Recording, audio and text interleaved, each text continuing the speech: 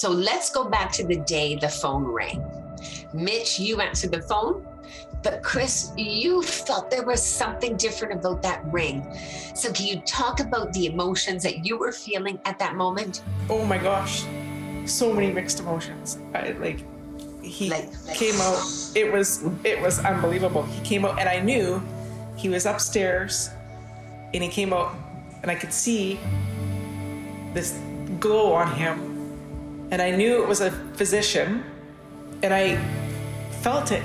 And then all of a sudden he says, Mom, I think I'm getting my transplant. And then he's like, here's the doctor. And it was like, we need you to leave Chilliwack in an hour. So you have to make sure you have your bag packed, because you can get that call at any time. And we left Chilliwack in an hour and we were down at VGH, Vancouver General Hospital. And, as soon as we get in there, there's COVID testing and everything else, but it was surreal. And they said, we're gonna be clearing you for operation tomorrow morning.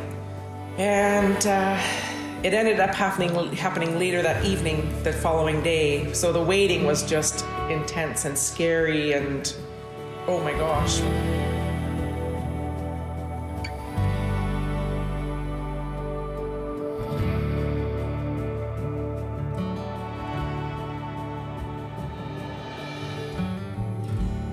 It was such an exciting time for our family because we truly received a gift of life.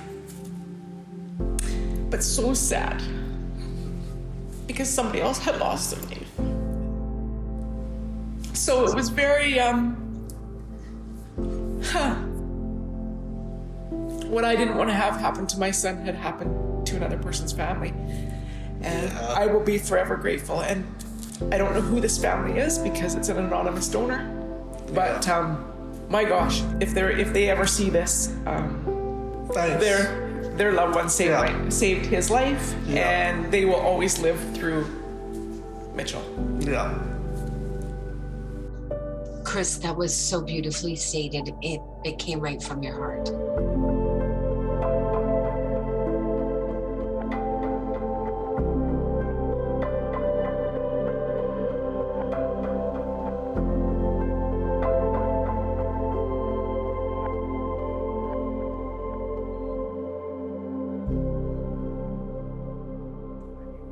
So transplant day finally arrived. Can you take us back and walk us through what that day was like for you?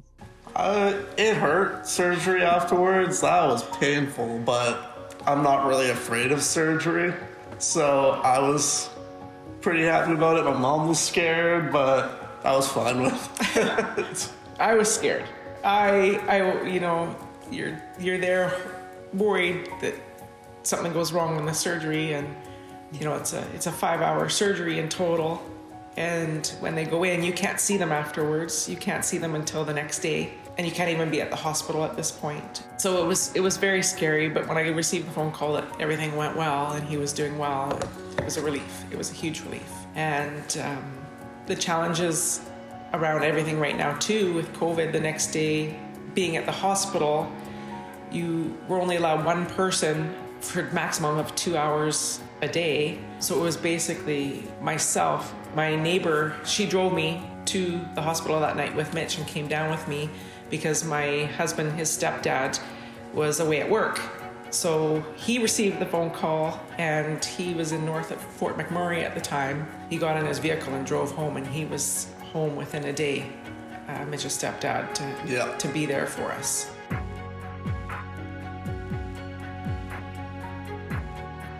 Were there any complications, or did everything go very smoothly with the transplant procedure? The thing with him is he ended up having a PTSD attack in the middle of the night after the surgery because of the wires coming out of his neck, because of the previous situation when he was in the hospital. When he woke up from a coma, he didn't know what that was and had ripped it out. So he ended up waking up from the surgery and going into a PTSD situation where the hospital then allowed me to be at the hospital from 8 in the morning till 8 at night, as long as I didn't leave his room, and any food and drinks I had to bring in. But I was amazing healthcare team that allowed me to circumvent the rules of the 2 hours. I was tested for COVID at the time and negative, so they're always looking in the best interest of patients. Yes, the transplant teams and the healthcare workers, they're an amazing group of individuals. Absolutely. So eventually Mitch was released from the hospital and was able to go home. How did things go from there?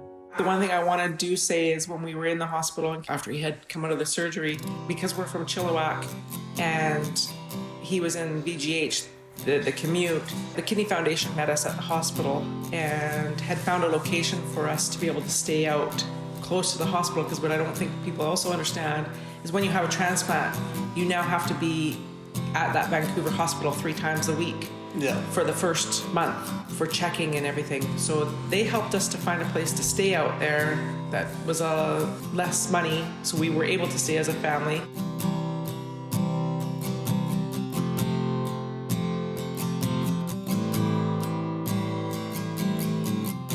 He unfortunately made the decision, even though it was easier for me, he made a decision he wanted to come home and be home, so we ended up driving back and forth regardless. I need to see my dog. I know.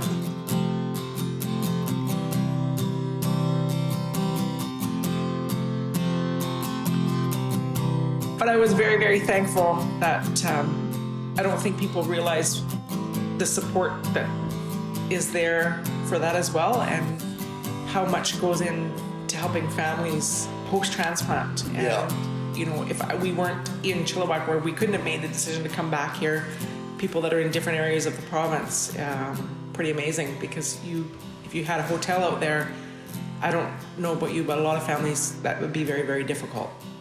So it was very, very helpful.